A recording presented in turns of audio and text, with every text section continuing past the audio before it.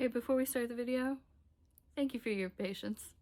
There's been a thought that has been rattling around in my head ever since that degenerate, affectionate tweeted.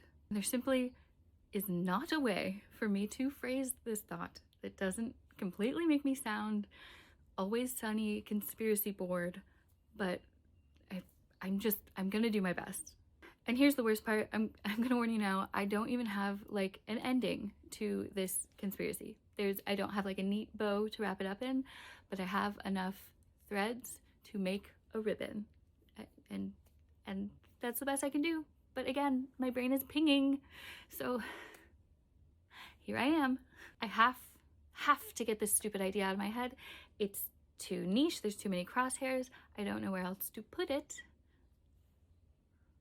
Here. So Heated Rivalry is an excellent show. Yes, we know this. It is blowing up everywhere, as are its two stars, Hudson Williams and Connor Story. They're on late night shows and in magazines. Connor Story just hosted SNL and even got like his own pitched sketch of bona fide clowning onto air. They're hitting award shows. They're filming other new and exciting projects. They held the Olympics torch. They were designed in a lab by Big Tobacco to be as pretty as humanly possible and undo all of the good psychological work that anti-smoking campaigns have been doing in the last 50 years. And season 2 of the show is actively in the works. The two stars are as horny to get onto the ice so that they can get off the ice as we are. It's pretty awesome.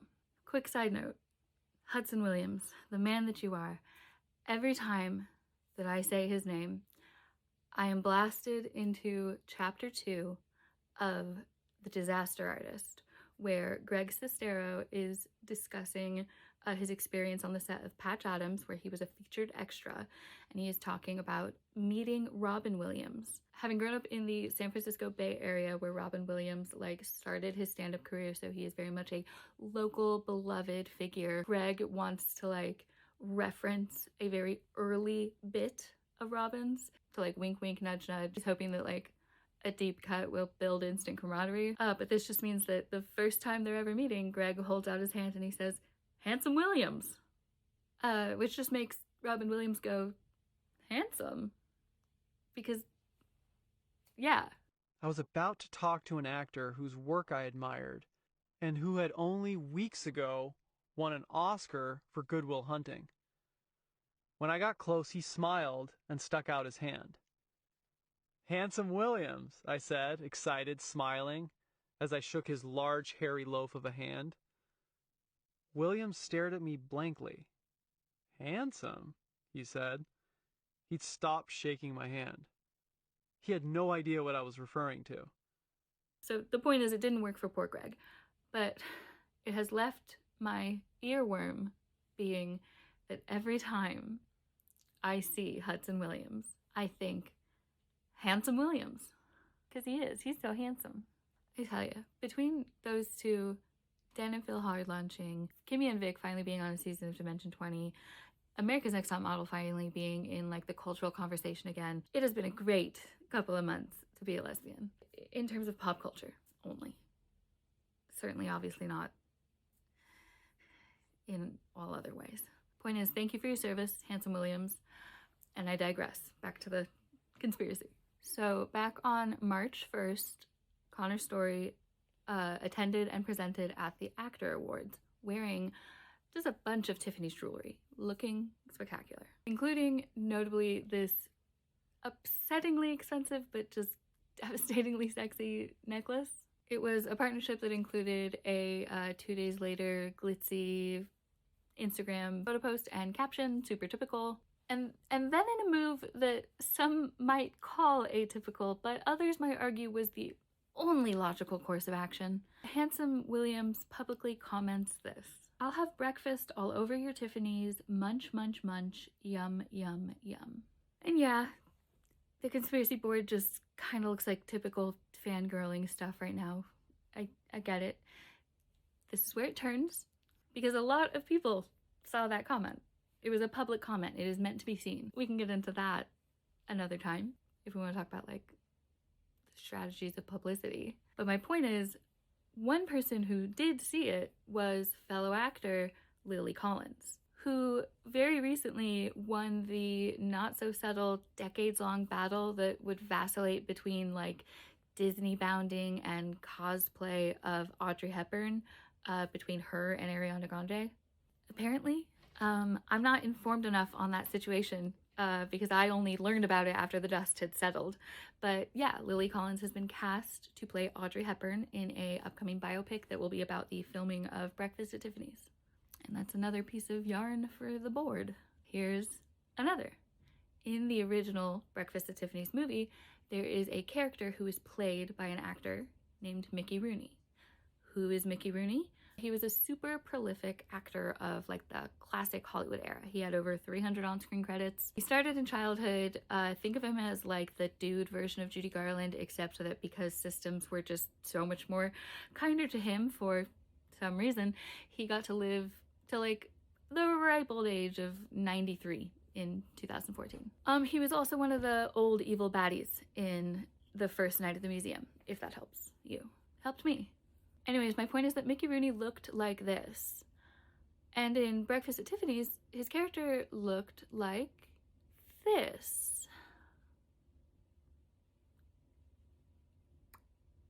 Yeah. There is a lot of critique and analysis about this character in the 65 years since the movie came out. Even at the time, there were reviews that thought that this character was in bad taste, to say the least.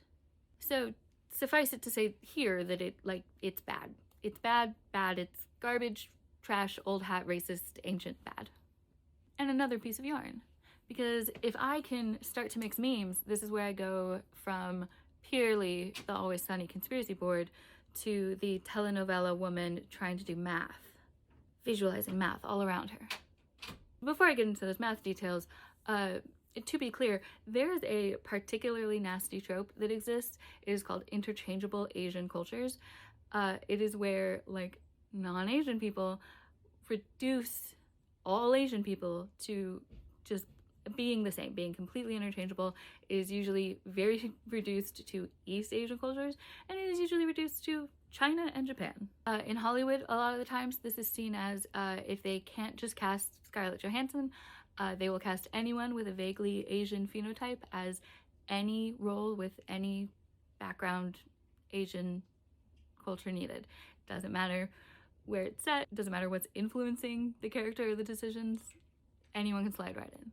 And I'm not an expert on these topics, obviously, but I'm also somebody who tries to actively avoid, well, since we're talking about him, pulling a Mr. Yunioshi. And I bring this trope up because Handsome Williams, our Asian icon, he has a Korean mother and a Canadian father. Mr. Yunioshi, the character at least, he's a Japanese man.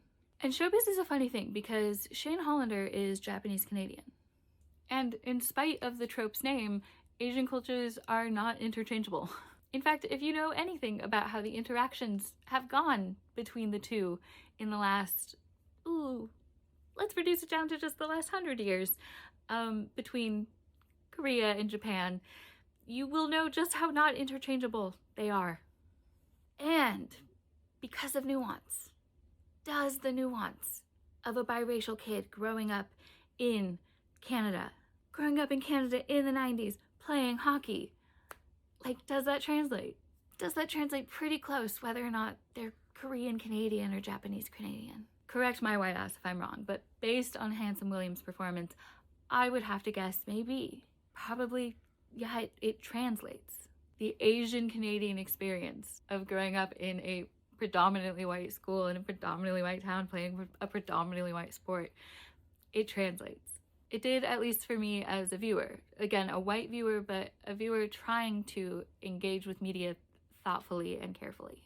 If we slip back into my brainworms, the thing is that the Lily Collins, Audrey Hepburn biopic is not going to be like some canon divergence, fix-it fan fiction, you know? Where they hire an actor of actual Asian heritage to play this terrible, terrible character. And also, the character sucks so bad that I don't even know if it would feel good to put an Asian actor through that. Like, it's obviously not the same thing, but it feels as though Mickey Rooney's shtick here is like holding hands with minstrelsy. So asking the actual person being ridiculed to perform the ridicule is psychological warfare. It's like some gay Republican shit. This is what I meant by, like, I don't know the end to the conspiracy, because in a simple world, it's like, oh, she commented to his insane comment. Oh, XYZ, he's cast in the movie. I did it. I connected the dots. I mean, fuck it. He's Handsome Williams. He's so handsome. He's actually cast as George Peppard now. I don't make the rules. But it's not that simple. Life is annoyingly nuanced, and I'm not smart enough. I want Handsome Williams in this movie so bad. I don't even know why. I'm not invested in Breakfast at Tiffany's. I'm not invested in Lily Collins. I want Hudson Williams in as many movies as possible. Maybe that's why. Like, it just seems like this movie is gonna have a lot of money, and I want him in big projects. Maybe he could be in the movie as, like, playing a crew member on the set of Breakfast at Tiffany's who pulls Lily Collins / Audrey Hepburn aside, or like one of the producers, not the producers on the movie, but the producers on Breakfast at Tiffany's aside, and is like, hey, that guy, Mickey Rooney, this is not going to go how you think it's going to go. That guy sucks. But obviously is ignored because of how history works. Or maybe he could be like one of the movie critics that at the time, like, did not like it. Because there was a lot of those that were like, this is a great movie. Why is Mr. Yunioshi there? Like, why is he like this? Or maybe he could just be someone really handsome in the movie smoking a cigarette. Maybe it is enough to be pretty on a very big screen. Did anyone stay to the end of this video? Does anyone have a solution to my not very complete conspiracy? Do you also look at Handsome Williams' Cupid bow with your dyke eyes and think, yeah, please let me know.